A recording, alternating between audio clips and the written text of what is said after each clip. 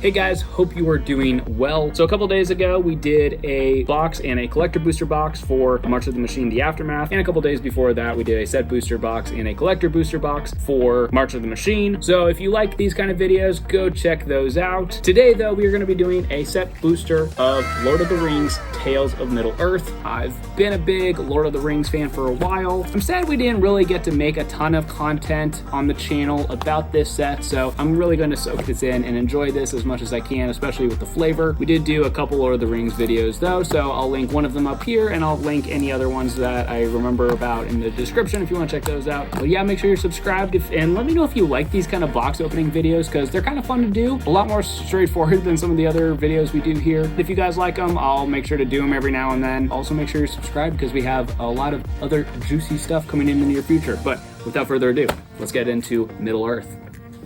I know this is coming late, but one of the cool things I'm working on is a gameplay based loosely around the new Lord of the Rings precons, so make sure you subscribe so you see that when it comes out, and also check out the most recent episode of our gameplay series where we played the new precons from Commander Masters. It's a cool game, really exciting, go check it out. Now let's crack some packs.